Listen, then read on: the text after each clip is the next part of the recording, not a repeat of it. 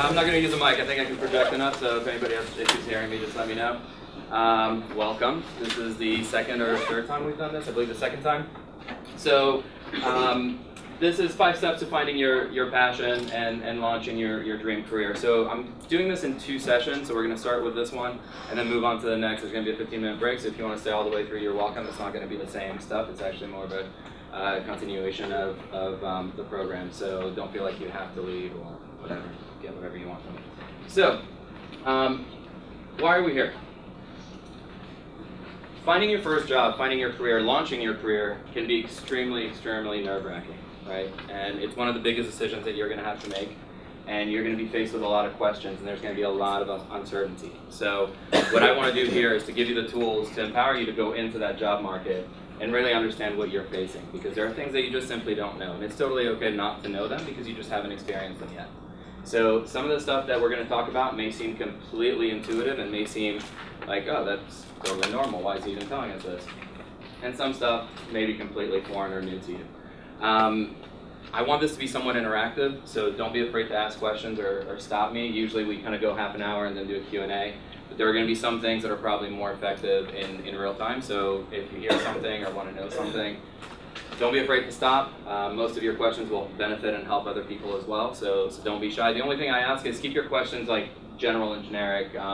We don't want to go down the rabbit hole of your own specific story because it's going to take up a lot of time, and there's going to be some space between sessions for that if we need to. So, about me, what am I doing here? I've been recruiting for almost 10 years. I've had the chance to work in many different types of companies. I'm currently at Viacom, so for those of you who don't know, Viacom is a holding company for MTV, VH1, Nickelodeon, Paramount Pictures, Spike, Comedy Central, etc. We've got a number of digital properties in there as well. I handle recruiting for everything that touches digital. And one thing that we'll learn, depending on what your major is or what your area of interest is, digital is something that's infiltrating virtually every single career that you're going to be faced with. Even if you were to go into the medical community, you're going to find some aspect of digital in there as well. So I've done some corporate recruiting. I was at NBC Universal before that, supporting all of their brands. I've worked on the ad agency side and have worked for a small privately owned company as well. So what this gives me is really a good sense of what recruiting is across the board, and I want to give you some of that knowledge so you know, depending on what kind of company you're interviewing for or applying for, some of this stuff can apply. We're going to explore some really simple tools. So that's what I want to give you. It's just some simple tools and exercises. And we're not going to go through all of the exercises today because we just don't have time to, but I just want to point you in the right direction. And I want to just bring up some concepts for you that are going to be really things that you're going to be faced with. So the basic 5 steps that we're going to cover today, and depending on how long we go, this is going to be covered in both sessions. Dreaming big, creating a plan, telling a story, taking action, and looking ahead. These are really the 5 core sections that we're going to discuss, and I'll break them down for you in terms of what that means. But if you think of a 5-step model, this is your 5-step model. This is a process that you can apply whether you are new to the career market and just starting out, or if you're changing careers. So just to get a sense, how many career changers do we have in here? And early career folks? All right, cool. So a lot of the same concepts will apply. There's going to be some nuances and differences, but if you're confused or anything, just ask and I'll do my best to clear it up for you. I also want to clear up a lot of perception versus reality. We'll talk a little bit about that throughout the discussion today. There are a lot of things that people think about when they're about to enter the workforce or the job market or the job search that are just not necessarily true. And so I want to kind of debunk that a little bit so you feel more confident and comfortable. And a lot of these perceptions and sort of disconnects happen around some of these topics. So employment statistics, sort of where we are. So just to give you a sense, unemployment right now is almost at an all-time low. We're at 6.2% across the board, which means that there are a lot of jobs to be had. You just have to be smart and strategic about the way you're going to go about finding your own space. The notion of millennials and baby boomers, that's something that's really affecting the workplace right now. So just a quick overview, millennials would be anyone born in sort of like 1980 and 90 who's currently entering the workforce. Baby boomers are anyone who's in their late 40s, 50s, 60s who are currently in the workforce. So why this is a particularly interesting dynamic is that baby boomers today represent the largest segment currently employed in the United States. Millennials represent the largest segments coming into the workforce today. So what you're finding is sort of this push and pull between the people recruiting and the people being recruited. And they value completely different things in the workplace. So just understanding those notions will really help you. It's not that one is better than the other. It's just that there's been a lot of technological advancements between between decades that it's completely changing. So for example, baby boomers pay a lot of attention and put a premium on hard work and long hours and how much sweat you're putting into a project. Millennials don't. What they're highly efficient. So they use all the tools that are at their disposal to be more efficient, to accomplish the same thing, and then put a much higher premium on work-life balance. So that's a little bit of a shift. Baby boomers tend to pay attention a lot to organizational structure and hierarchy, whereas millennials like collaborative environments that are somewhat flat. So just understanding simple notions and the differences between the two groups will really help you, especially if you're one of the groups interviewing one of the other groups or trying to come into the workforce. Expectations are really important as you're gearing up your strategy, because as long as your expectations are somewhat in line with reality, you're going to be in good shape. Where you start running into problems when your expectations are completely out of sync with what's really happening. And so we'll talk about some of these things, but really the biggest sort of gaps that we see is in terms of timing, compensation, and the method that you're going to go about your job search. So we'll dive into all of that as well. Cool. So this is what we're going to cover. Any questions so far before we launch into it? Anything? Good. So dream big. That's the first notion that we're going to talk about. The notion of dreaming big is really about exploring your passion and your interest. And it's really critically thinking about those things that make you tick. And so we're going to explore two simple questions just to get started. And you'll notice that as we're talking through this, I'm not going to talk about interviews or resumes until almost the end of this. Part of the reason for that is that I think there's sort of a misconception out there. That's one of those things that's not in line with reality, where people decide that they want a job, and so the first thing they do is they put together a resume, and then they start sending out their resume all over the place. That's one way of doing it, but what you're actually doing in that case is you're putting together an autobiography. You're telling me everything that you've ever done in your life, and then you're sending it out. You're sort of mass applying. That's not a particularly effective strategy, because the marketplace right now is almost an employer's marketplace, to where we have the choice of highly specialized skills. And so by creating a resume before you know what you're going to do, you're creating a generalist kind of background. And most companies today, unless you're a startup that's looking at multiple different functionalities, you're not looking for a generalist, you're looking for a specialist. And in order to make yourself into a specialist, you really have to understand where you're going. So first and foremost, we're going to talk about the strategy before we go into drafting a resume, how to interview, and what to interview for. So the first questions to ask when you're thinking about your passion and your interest is, what do I want to do and who do I want to be? Again, if we have more time, we could go through some exercises to help you get there. But there are some really basic things that you can start asking yourself. So sort of try to break away from the notion of, what do I qualify for? Like, remove that from your vocabulary altogether, because what you end up doing is you look at what you've done, you look at the internships that you've done, you look at the classes that you've taken, or the courses or the programs, and then you kind of pigeonhole yourself at looking at careers that seem to make sense based on that. And it actually doesn't give you more options, it removes a lot of options from your plate. What you really want to do is forget where you're coming from, but really focus on where you're going instead. And so ask yourself, what are my values? What do I care about? What are the things that make me tick? What is important to me, regardless of your background or education or anything like that? And then work on identifying your interests. So create your list of values and ask why. Don't be afraid to ask why.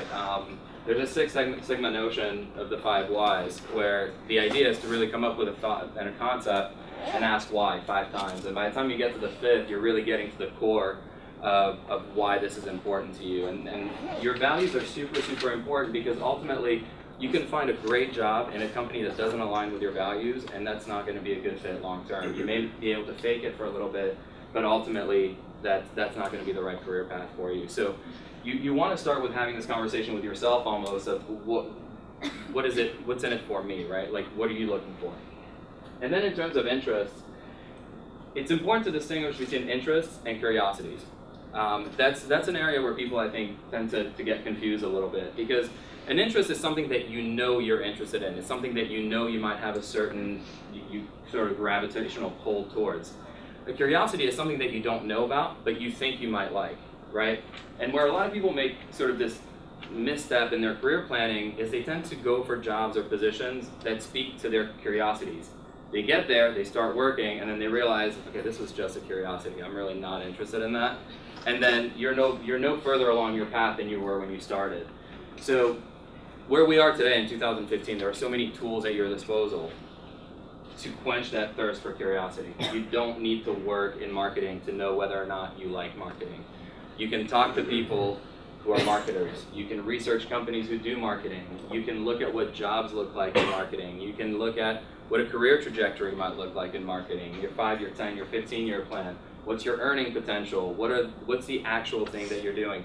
Where I see this a lot in, there's sort of two fields, given where I work, that I see that a lot in. Production and being on air. Those are kind of like the two things where almost every college grad, comes to us and they're like, I want to be in production. Most of the time they say that because they feel like production is the only place where they can be creative in a media environment, which is actually completely untrue. You can be creative virtually anywhere in anything that you do, but what they don't understand is what the life of a producer is actually like. What's the day-to-day? The fact that you're going to go from one freelance project to the next, the fact that you're very unlikely to be staff employed anywhere if you're a producer, and you're not going to have benefits, and you're working overnight shifts, and you're not spending holidays with your families. And these are all things that they don't tell you in school when you're learning about what production is, right? And then you get into the workforce and realize, wow, this lifestyle is really not for me. So you really want to quench that curiosity thirst before you start applying, because ultimately you're no longer applying for internships, right? An internship is designed to help you find out whether or not you like a certain function. A job is really meant to get you started on the path of your career, right? So you really want to distinguish that, figure out the difference between your interests and curiosities, and look back at your childhood, your current hobbies, the things that I consider sort of that encompass a certain element of timelessness, meaning you can lose yourself for hours in doing something and not even realize that you've been, for the last 12 hours, editing a film, or you've been downloading music, or whatever it might be that makes you tick. Look at your hobbies now. What are you doing? What is it that you spend your time doing when you're not working or when you're not studying that really engages you? And think back to your childhood too. Like, what are the things that you did when you were a kid? What are the things that really interested you? Because those things may actually be closer to the root of what you're passionate about than where you are now. Because a lot of that stuff when you're a kid was completely unfiltered. So don't be afraid to look into that and really identify your interests. Questions, comments, concerns, anything? Cool, yeah. What if, like, as a kid, you were playing a lot of video games? A lot of video games? There are so many careers in video games. You can be a gamer, you can create video games, you can market video games, you can produce them, you can graphic design them, you can come up with sales strategy for how to grow a certain demographic for a video game. Any function that you want to serve in the job market exists in virtually any kind of career path that you want. So if video games is what you're passionate about, you find your role within that industry. So and we'll talk about this, really understanding the difference between industry and function, because those are two completely different things. Your job, what you do, your career is your function, and you can apply that function to whatever industry you'd like to apply it into. And so if the industry is lined up with your values and your passion, and your function's lined up with your values and your passion, you're probably along the right track. So there's virtually no industry that you could throw out of me where I can't find you a way to get in there. Yeah? You mentioned interest and curiosity. So what do you think is the most efficient way to go about figuring your interest and curiosity? Because there's so many classes that you can take and certifications, and I'm in the process of deciding whether I should take these classes. Sure. Or figure it out, either working or internships, or just, like you said, browsing the web. So how do you kind of just balance out and figure out what way you might explore your curiosity is? I mean, you can go real simple, right? And there's a lot of exercises that you could do, and if we had like a full day workshop, we can sit through and actually figure it out. But one of the easiest things to do is to really just sit and have a drink or do whatever you need to like just kind of get out of your own head for a second, and don't let external factors affect you, right? Don't think about what is it that I can do, what are people telling me that I'm good at, forget about that. But really asking on a blank piece of paper, on a blank canvas, just write down just things that you're interested in. And it could be careers, it could be dogs, it could be food, it could be reading, it could be anything. If it pops into your head as something that you like or enjoy, just write it down. Alternatively, also write down all the things that you don't like, because sometimes it's easier to get to the answer by process of elimination. So you can actually write down all the things that you don't want and see what you're left with at the end. Once you have sent it to this list, and you don't have to do it in one sitting, right? So you can start the list, go do something else, come back. But once you feel that the list is really full, and if you're probably going to look at it and think it makes absolutely no sense. Like, how can I be interested in all these things? It's totally okay. I mean, we all have very short attention spans. We're all human, so we're all going to want to do different things. But once you have all that listed, give them a priority. So start going back through those notions and prioritize them. Group them 1, 2, 3, 4, 5. 1 being the most important, 5 being the least important. And really do it unfiltered, right? Like, allow yourself, and this is why this is called Dream Big, because right now, we're not yet grounded in reality. That's step 2. For now, you're just think big. Whatever it is that you want, just put it on there. And once you've listed them all, circle the ones that have number 1s and number 2s. Like, odds are those are probably your strongest interests, and then you can start kind of weeding through them. But the key to this, no matter what exercise you do, is really being honest. I mean, I think you have to be honest with yourself. There's no one watching this. This is all about you. You're not talking to any company. You're not talking to any career person. This is just about you. So take the time to do this. See where that takes you. Anything else before we move on? Sure. Do you think for us career changers, should we, because I think, I mean, at least me, I think most of us can be here out of our curiosity, because we didn't know the industry before coming here, so, I mean, getting the degree. So, would you recommend us to try and do internships in order to see that's a curiosity or an interest? Yeah, I mean, definitely. I think internships are great. About 40% of internship leads to jobs. So think of an internship not just an internship is great for a few different reasons. One, you're actually learning core skills. So an internship just for the sake of doing an internship probably isn't going to help you too much. But if you're doing an internship in a function that you're looking to serve, you're going to learn key skills in that environment. And you're also going to get to network with people who do what you want to do. So to your point, there is a difference between curiosities and interests, right? But a curiosity can lead to an interest. It's just, in your mind, understand that it may have started as a curiosity, but now it's become an interest. And because it's become an interest, that's what you're going to put your effort into. This is really just to say, don't waste your time on curiosities when it comes to the job world, because there's only one of you, right? So you can't be perfect for everything. You have to make yourself as perfect as possible for the one thing or the two things that are going to be most important. And we'll cover some of how to get there too. So we're dreaming big. We're out there kind of in space and thinking about what it is that we want to do. Step 2 is creating a plan. And that plan is a path and a strategy that's going to be grounded in reality, right? So your first step is dreaming big, you're thinking, it's out there. And then step 2 is bringing it from kind of the dream world to the practical world, and how we're going to translate that from a large idea to something that's actionable and that you can execute on and you can actually follow. Creating a plan is particularly important for a few different reasons. Many people, when they start the job search, they measure their success by whether or not they get a job offer. And the reality is you're going to apply to hundreds of places before you get one job offer, which means you're going to fail 99 times before you succeed once. If that's your only measure of success, you're going to go crazy. Because throughout that whole path, you're going to feel like you're failing. When in reality, you can actually create a lot of successes and a lot of goals along that path without getting the job offer yet. As long as you're learning and you're growing and you're following your plan, you're going to continue to really evolve as a person. So don't allow just getting an offer to be your measurement of success, but give yourself goals throughout, and we'll talk a little bit about what that means. Start looking at the job market in sort of 3 verticals: industry, function, and culture. Those are the things that are going to help you gauge where you sort of are going to apply the people that you're going to want to network with and where this is going to go. So the industry is really kind of a large grouping of companies or entities or nonprofits or organizations that do the things that you're interested in from an industry standpoint. So media versus pharmaceutical versus finance versus whatever else you can come up with. Function is a role that you're going to play within that industry. All right, so don't blend the two. And where we see a lot of the blending, for example, is someone who says, I'm really interested in production, and I'm going to apply for this job as a marketing coordinator at Viacom because Viacom is a production company.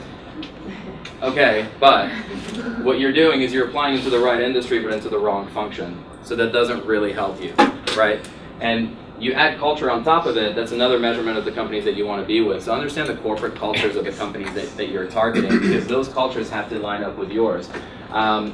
There are companies, for example, that are really good about working remotely. That could be something important for you. Maybe you have, life gets in the way of a lot of things, right? And you might need to work remotely. Some companies don't completely frown upon that, right? It's not right or wrong or indifferent, it just means that it's a difference. So you have to be aware of those things. Understand the function, understand the culture, understand the industry that you want to go into, and start targeting positions that are going to be in that function, target companies that are going to be within those cultures and industries. So it's really kind of a two-part process, the companies and the positions. Now think of the positions as, whether you're entry level or not, don't think of a position as entry level. Think of it as an entry point into the industry or the function that you want to be into. It doesn't matter what level the position is. If it is that entry point into where you want to get, that position is now relevant to you. So don't look at titles, don't look at levels. Every company titles differently. Viacom has a dozen companies, and we don't even title the same across the Viacom companies. So if you're looking at many different, and we get this question a lot, well, this position's a manager title, this one's a coordinator title, so the manager one's better. I don't know. It depends, right? What are you getting from the manager? Are you just getting the title, or are you actually getting something relevant to go with it? So train yourself to really think of it as entry points and not entry-level positions. And as far as your target companies, they really need to match, right? Like, they need to match your values, they need to match the corporate culture that you're looking for, but they also need to match your needs. And your needs are going to change, and the needs for everyone in this room is going to be different. There's not two people in this room that have the exact same needs, right? So in looking for a position, someone may be looking at title. Someone may be looking at compensation. Maybe you're in a time of your life where you absolutely need that extra boost of income. You have no choice. You don't have the luxury of looking for positions that are lower paying, and you have to focus on high paying positions. Maybe you're at a point where you can focus on positions that are helping you grow professionally and you don't care about income. So all these needs are going to be completely different, and geography factors into this, right? Because we get this a lot where somebody will reach out and say, well, I'm really interested in doing development and I love New York. Well, that's great, but development's in LA, right? So if you're not willing to move, then that's not the right career path in New York, or New York's not the right geography. So all these things come into play. So once you have a clear idea of what that all looks like, it really helps you set up a comprehensive plan that's really going to be your own path.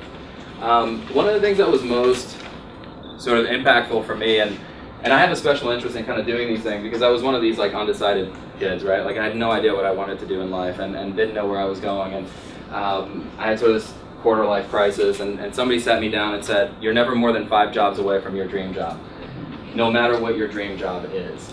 You want to be an astronaut, you want to be the next president of the United States, you're never more than 5 jobs away from that dream job, as long as you are strategic about the next 5 jobs that you're going to take. The beauty of the 5 jobs model is that once you get one of those jobs, you keep adding to that line. So it's a way to keep motivating you and looking ahead, which we'll talk about, but you kind of keep moving forward. So the basic concept of looking ahead is thinking about, again, having an honest conversation with yourself. So if you've noticed up to this point, we haven't yet gone external with any of this process. This process right now has only been internal. You haven't applied to anything, you haven't spoken to anyone, you haven't networked with anyone, you haven't interviewed. You're still sitting in your space trying to figure this out. So really figure out critically, where are you today? And fast forward to the next job. Now, the problem with this is that many people, including probably a lot of you in this room, are focused right here on the next job. And when you focus on the next job, it really, really limits your ability to think ahead, because you're really thinking about, where am I coming from? What do I qualify for? What jobs can I apply for today? Cut that thinking from your head completely, because this is something that's counterintuitive. If you focus on the next job, you're actually not focusing on the next step of your career path. And that's a big distinction, because the next job may not necessarily be the next right step. So think of it as that 5 jobs model where you've got the next job, then you have the job after that, then you have the job after that, and then ultimately you get to your goal of being in the dream job, right? So if you put the dream job at the end and you leave kind of the space blank, and you start looking at what qualifications am I going to need to one day acquire this dream job. So you don't have to have just one, right? I mean, I think it's unfair to ask anyone today, what do you want to do for the rest of your life or for the next 10 years even? So you can pick 1 or 2 things or 3, and think of the qualifications that you need to get there. And one way to do this, go on company websites, go on their career sites, and look at positions that you do not qualify for. Positions that you might one day qualify for, maybe in 5 years or 10 years. And start looking at the job descriptions for like general managers, EVP, president, CEO, whatever. Look at those job descriptions and break it down into qualifications and skills. And look at the skills that you're one day going to need to acquire to get to that position, right? So when I think of skills, does everybody have a pen and paper? Does anybody not? All right, so let's try something. With your non-dominant hand, so if you're right-handed, use your left hand. And when you're ready, give me 1 second to get this going. So again, is everybody ready? All right, with your non-dominant hand, write your first name 5 times, starting now, and raise your hand when you're done. 5 times with your non-dominant hand.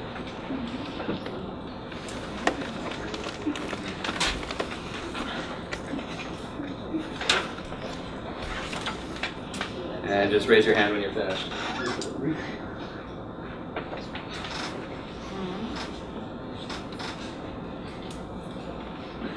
Cool. Bring him up. Bring him up when you're done.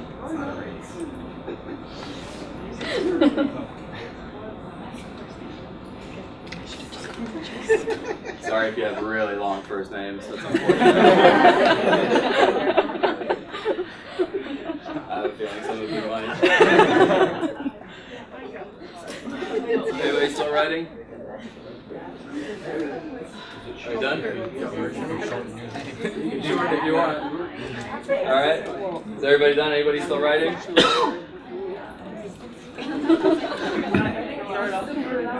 All right. So let's call it. Now, do the exact same thing that we just did with your dominant hand, and raise your hand when you're done.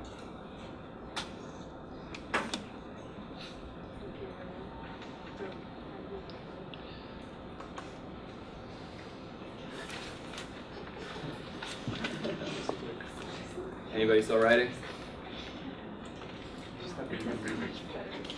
Anybody still writing? No? Alright, let's call it.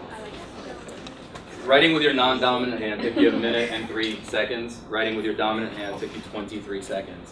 When we talk about skills and qualifications, it's your dominant hand. We're not talking about the things that you're potentially interested in. We're not talking about the things that you may one day want to learn.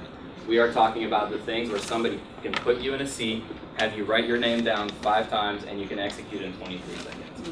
Those are your current skills. Those are your current qualifications. So be careful when you're reading job descriptions, because as you saw, anybody can make the argument, well, I can learn to write with my left. Of course you can. Anybody can. But if I put you in that job tomorrow morning, it's going to take you 4 times longer to execute the same task as someone who's coming in with that experience, right? Some companies, some groups, some teams, some hiring managers may not have someone to train you on staff. So they may need someone with that experience. So when you look at job descriptions, when you look at setting up your path, think about the must-haves versus the nice-to-haves. The must-haves are your dominant hand. The nice-to-have are your non-dominant hands. So once you have that, now work backwards from it. Look at the skills and qualifications you're going to need. Go back to what do you have today? What are your dominant hands today? List them out. The next job should leverage what you've done today, but should increase your qualifications 2, 3, 4, whatever. And the idea is that as you're chasing next positions, you're ultimately adding this job plus that job plus this job plus this job equals the dream job, right? So when I say don't worry about titles, don't worry about companies, don't worry about some of the fluff, right? That's all superficial. Really dig down to the core of what am I learning, what am I doing, what are the things that I'm going to master and own throughout that process, and then you determine whether or not that's going to be a good fit for you. setting realistic expectations is going to be the most important part of your process in determining your goals and your path, right? So these are the three things that are typically the most off in terms of reality versus perception. How am I doing on time? You have another 10 minutes. All right, cool. So we can make it through this section. In terms of timing, the national average to find a job is around 10 months. Most people think it's going to take them 3 or less. And so what ends up happening is, for many of you, it's going to take less. But it could take 10 months. It depends, right? There's a nuance between finding a job and starting a career. You can find a job in a few weeks. It may take you a little bit longer to find something that actually gets you started on your career. So you need to set that expectation so you don't drive yourself crazy. Because if you think you're going to have a job in 30 days, and in 30 days comes and you don't have a job, you're automatically going to feel deflated, right? So you're better sort of overestimating and over-preparing for how long it's going to take you. I mean, I like to use kind of 6 months as sort of the rule of thumb, like anything from 6 to 10 months as a good, and again, it could happen faster, so don't like panic or anything. It could, but that's one of the things that's sort of out of sync with reality. Another perception is that almost 40 to 50% of graduates think that they're going to have a job when they graduate, right when they graduate. The reality is less than 10% do. And that's because there's very few companies that hire straight out of college and will wait for you to come over. There are certain disciplines that are very, very specific where you're learning skills that no one else has, and in those cases you may be more likely to have a job when you graduate. But it's okay if you don't. So don't kind of panic about that. Compensation's another sort of weird thing because no one likes to talk about it, and that's a question that people struggle with when they're interviewing or somebody asks them like how much you expect to make or whatever. There's a lot of sites out there that are going to help you kind of get a gauge of what the ranges should be. You know, as a basic rule of thumb, like think of it as like entry-ish kind of level, like your first job out of school, or kind of the prep roles are going to be somewhere maybe in the 35 to 50 range. And then as you kind of grow, it'll go like 50 to 75, 75 to 100, 100 and up, like depending on where you go. So think about what bracket you might fall under. The key with compensation is you really need to ask yourself, if compensation is one of your biggest elements and one of the things that's really important to you, then that becomes a very important thing in your decision, right? So you need to be mindful of what jobs are you targeting to get to that, you know, to accomplish those, to realize that income potential. Because some jobs just won't get you there, right?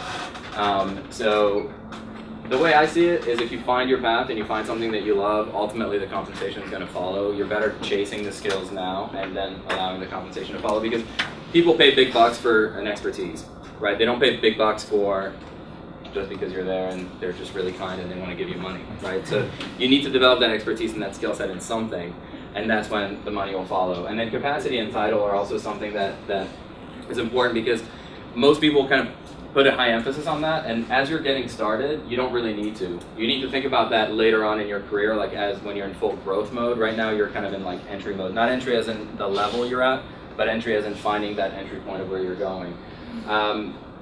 There was a poll recently, most people, I think it was like 6 or 7 in 10 think that they're overqualified for the job that they're in now.